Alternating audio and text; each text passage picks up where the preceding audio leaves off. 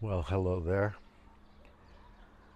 Yesterday I went to Tomar with a group of people. They have these bus trips you can take for different kinds of people enthusiastic about different kinds of things like history or art galleries, um, stuff like that.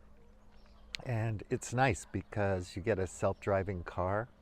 You you hop on the bus and go somewhere, hop off the bus, you get toured around a bit, you go out by yourself, have lunch with your friends, and then pop back on the bus and go home, which takes all the stress from driving out of the equation. A lot of dogs around here, so just have to deal with that once they get started. So I was reading Patrick Lawrence's article where he was commenting on all the changes that are happening in the States in terms of foreign policy. And it was, as usual, a good article. He's a decent journalist who does his work. But one thing stood out to me.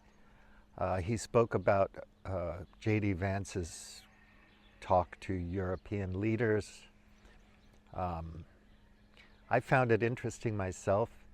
It's just fun to see an American vice president come across and lecture all the leaders in Europe because of the Pax or the what do you call it? The Atlanticist, neoliberal, globalist ideology that's been so powerful for so long. Um, a lot of what he said was perfectly fine, but you know, he is a reactionary and a fanatical Christian, and so I don't know if their agenda is eventually a Handmaid's Tale, the balkanization of the United States, where all the states become territories again. Just fold a bunch of states into a territory. Who knows what's going to happen? Nobody knows. But I found I couldn't find a transcript of his talk uh, anywhere without a paywall. So you have to pay to read what your vice president said. But you can watch the YouTube. You can watch him talk. He's a good speaker. I mean, he's new. He's a new guy. He doesn't have that much experience, but he's pretty good at it. One can imagine that in 4 years he's going to be even better. So it could be that we wind up with 8 years of Vance after Trump, whatever that means. I mean, I can't imagine 16 years from now what things are going to look like. But that's because I'm obsessed with collapse and the poly crisis and all that. But one thing stood out to me in his discussion. All leaders from whatever clique they come from, whatever you want to call them, neoliberal globalists or progressives or new right, alt right, far right, Republicans, whatever label you want to give a clique of people, they're going to advocate what their core beliefs are and what their ideology is to a certain degree, but they're all beholden to the same business interests one way or another. So there are so many contradictions there. On one hand, talking about a person's right to go in front near an abortion clinic in the UK and pray. You shouldn't be arrested for that, but you shouldn't be arrested for protesting the killing of old men and women and children, and blowing up hospitals and schools in Gaza either, right?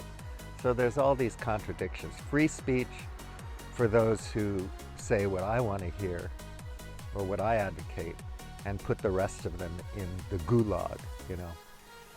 Trump talks about all kinds of things, Gitmo and putting everybody in prison, and how much money the US gives to the world, which is nothing. It's like a tiny amount of money compared to the money we waste on the military-industrial complex and other things. So Doge is a scam, no matter what Trump says, but they clap and cheer him whatever he says, no matter how crazy the lie is. So if there are things that you think the administration is doing that are good, useful, or something you like about it, that's fine. But all in all, I don't think it's the way to go about changing things. But who knows? Anyway, they are going to wreck stuff, and then we'll see if they have a plan for what to put in its place. And we'll see if human beings, people in the States in particular and Europe, will lift a finger to achieve outcomes that they advocate. So it always stands out to me that whatever polls are taken, whatever people say they want, they never get. People just aren't a special interest unless they organize en masse and push back. And then they're called thugs or radicals or revolutionaries or, whatever, however you want to label the crowd, the mass of people that want something that they can't get. Workers. Workers, kill the workers. So I said short humanity, short America first. And if you haven't invested wisely over the course of the last few years, or 10 years, or 20 or 30 years, and if you're not getting in low and selling high, all the business scams going on, the Ponzi schemes, the pumps and dumps, it's unfortunate for you, because you won't be invited to the ball as the ship is going down. You won't have any fun. You're not going to be traveling and enjoying yourself. Meanwhile, the workers are drilling holes in the lifeboats.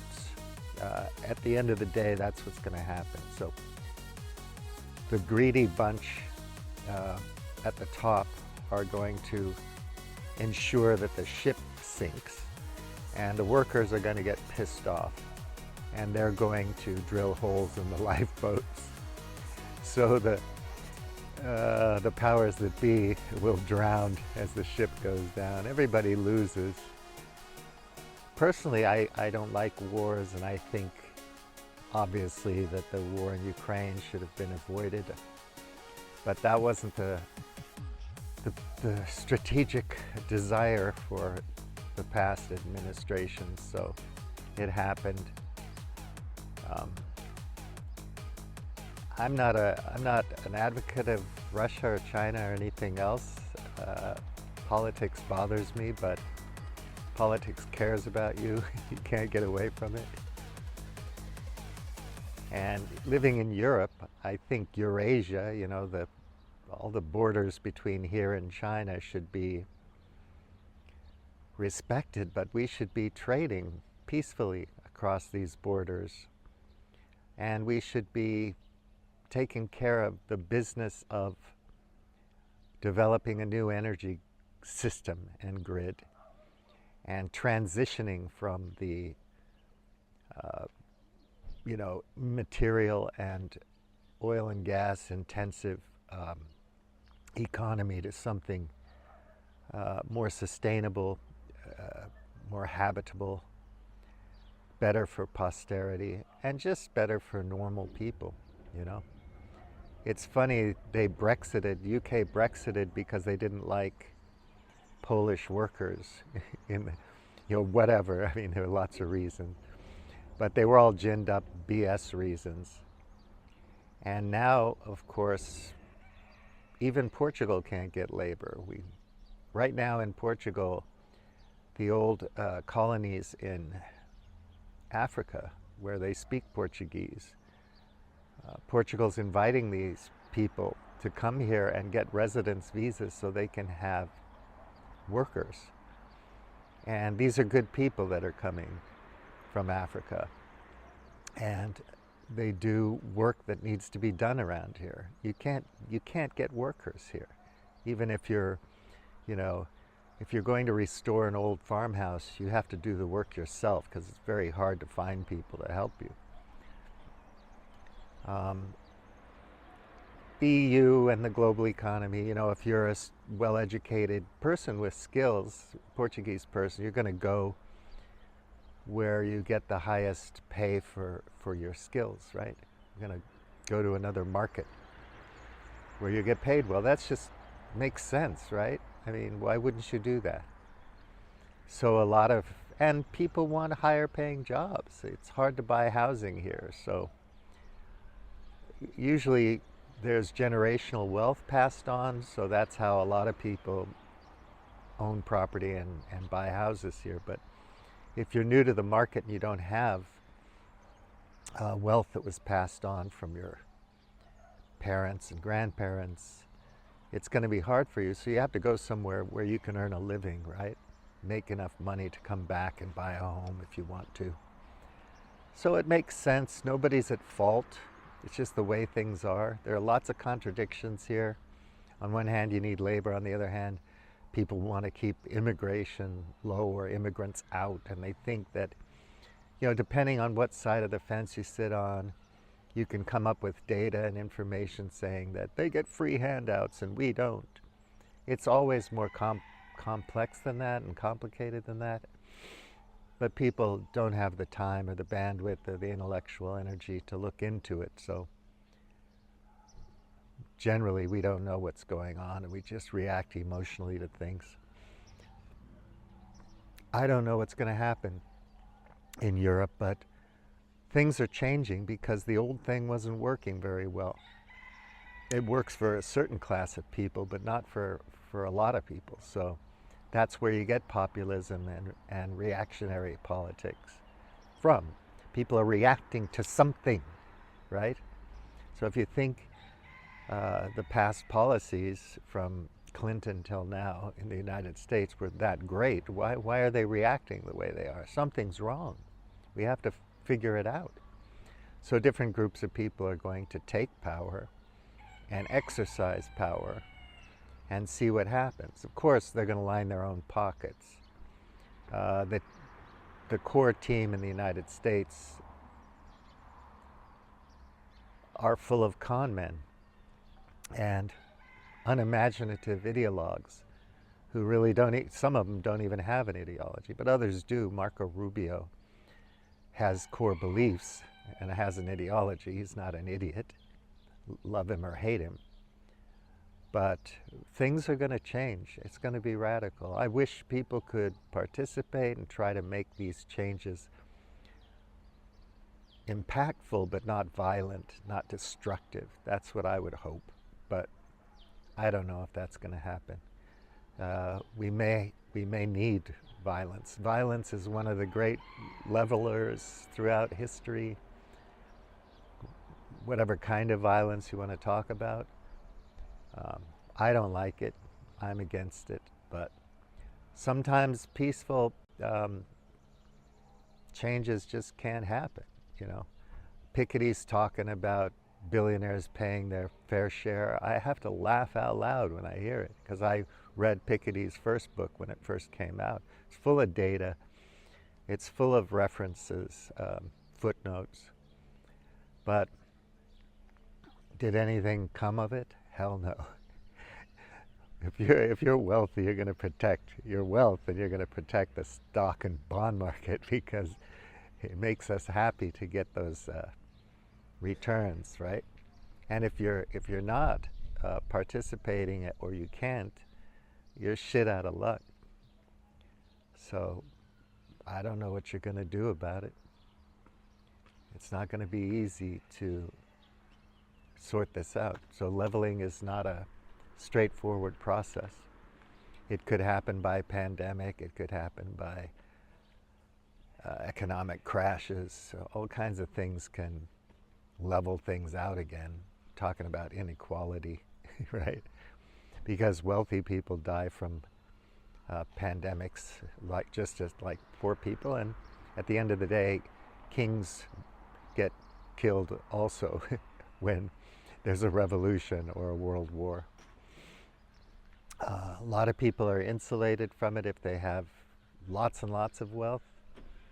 They can skate, they can earn money off of calamity and catastrophe and destruction and disaster. Chaos is an opportunity for investors who have a lot of capital.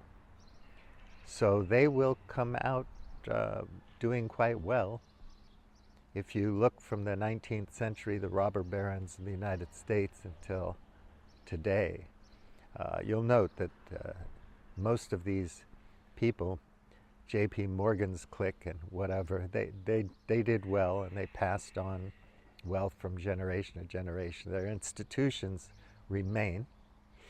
So it's likely that these institutions will be here in some form or another after the next great leveling. I would encourage you to read the book Provoked, another well-researched, referenced, and footnoted tome on America's full spectrum dominance strategy in the world. I think it's a bad idea, but anyway, we will see what we will see. But I would encourage you to listen to what J.D. Vance said, because he's the vice president. He's in the in-group now. The reactionaries love him. He might be around for a long time. We're looking at 16 years, right? Look at Biden. 8 years with Obama, 4 years as president, right? 16 years. Where are we now? So we could be looking at 16 years of the other side. Where will we be then? Oh my God. Anyway, have a nice Sunday. Bulliam T. out.